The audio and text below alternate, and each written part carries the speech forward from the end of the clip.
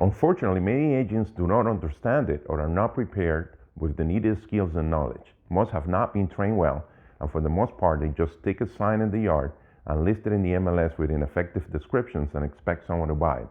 Your home will sell with this approach, but it will sell for less money than you could have gotten by executing a well-crafted strategy that involves the 4 P's here explained. By the way, I'm not bashing them. There are many good agents out there. So how can I prove this? That's simple. When you compare the homes that I sell with this approach versus typical homes agents sell that don't do anything, it becomes obvious that my homes average $10,670 higher sales price for a typical $450,000 home than the average agent gets, and that means more money for you. And not just that, but they sell faster by about 9 to 10 days as well. All what this means is simple. You want most money for you, do what works, and you'll always get it. Now let's talk about the second P, very important, how to price your home to get the most money.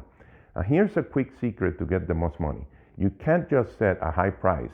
See, most people don't understand this. If you set the price too high, you'll actually get less money at the closing table than if you set it just right from the start.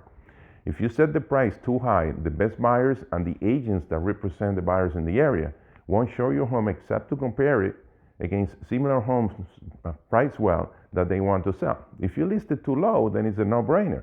You'll sell for faster but leave money on the table. And if you set a smart price that will cost your home to sell, then you apply the 4 P's, you'll actually sell for more in less time. Most people and agents price too high, the home just sits on the market longer. They have to keep lowering the price, and with more days on the market, your home becomes less desirable.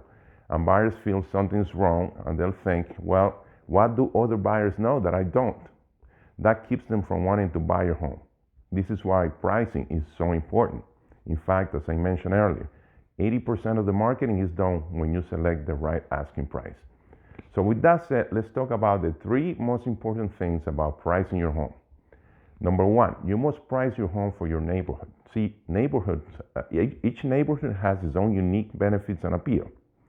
And these help determine the price. For example, I remember selling a home where the owners had previously interviewed another agent who gave them a suggested price based on homes that sold in the surrounding neighborhood.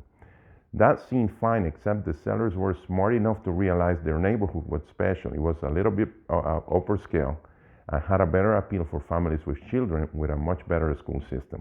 And therefore, it had a higher demand. People actually wanted to move into this neighborhood, and many were even willing to wait for it. They realized we're talking to the wrong agent. That's when I got involved, and because I understood the nuances of the neighborhood, okay?